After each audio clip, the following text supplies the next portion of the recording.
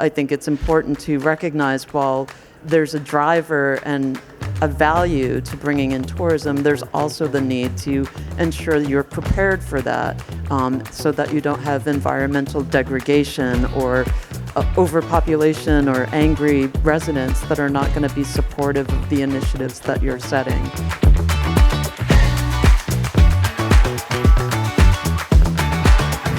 I guess that leads quite naturally into a sort of more pragmatic question of what is the sort of tangible value that, whether it's a film commissioner or like a smaller regional body maybe, what's the actual practical value that this document will provide them in order to implement some of these strategies if maybe they don't have the resources?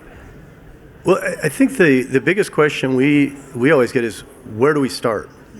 Depending on whatever entity it is, where do we start with where we're at? And that's really what we hope it will be tangible, is that you can find some actionable item inside of this. And you can, for instance, we have examples where we started talking to a film commission who really wanted to do something around film tourism, and then we worked with them, more as guiding them, to partner with their tourism board and talking to their tourism board for the first time ever. And so, can that be done? Where do you start? What conversation do you have?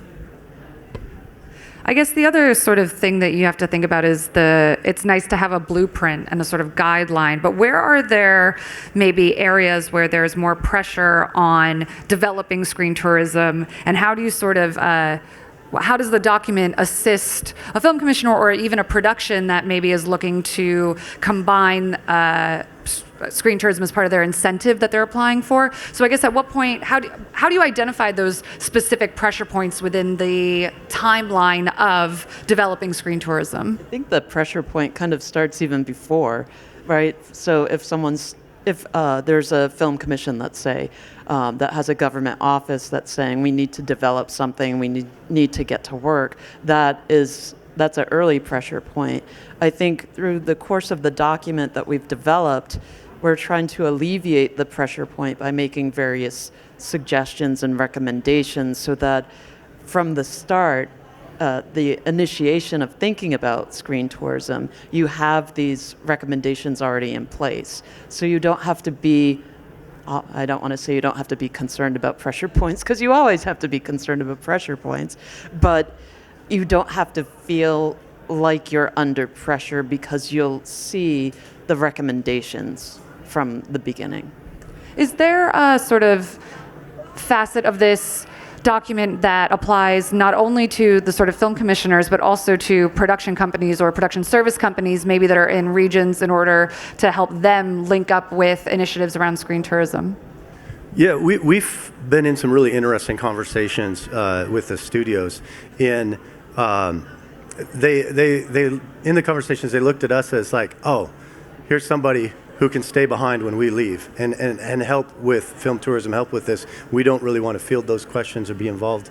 And so the document, I feel, enables you to take a look at what we've seen and what we've heard, and these are possibilities of where you can have a conversation with the studio, with the production, and figure out, what are the best practices for that? Where are they going to be involved or not at all?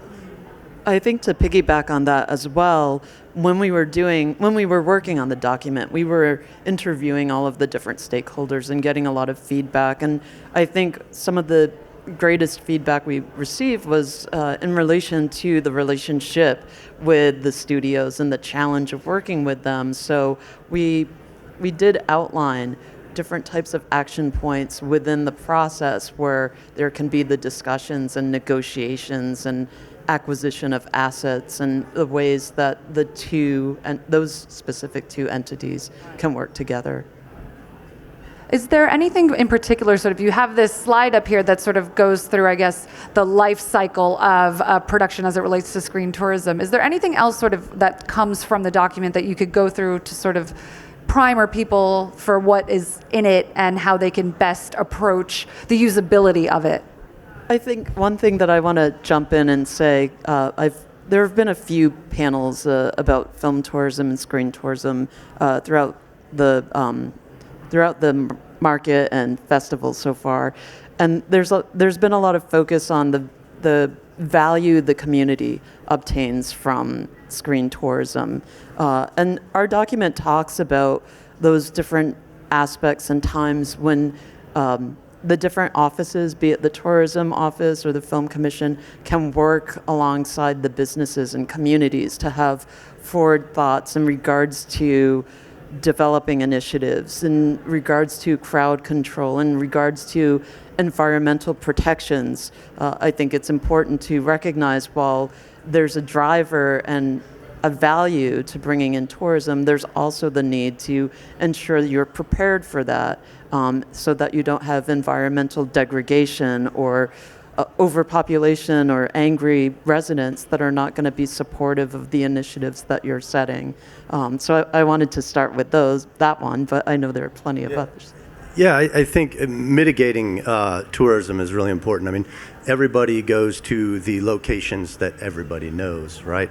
But what we've found is there are best practices to be able to redistribute the redistribute the tourists, ways to be able to lessen the environmental impact on certain areas. And that's really important to continue to get community support and to get support all around for bringing, more productions in. I mean, I think one of the things I'd like to point out here is that it's really the really important part that we found with film commissions is the data collected that is then transformed and utilized to show that you have this film legacy that can be harvested year after year, and you can show a really significant impact that production or group of productions had brought a long time ago for spend on the ground, but you were able to reap that year over year. And we have several of our partners are using that to lobby their legislature to retain or increase their incentives. I do think it's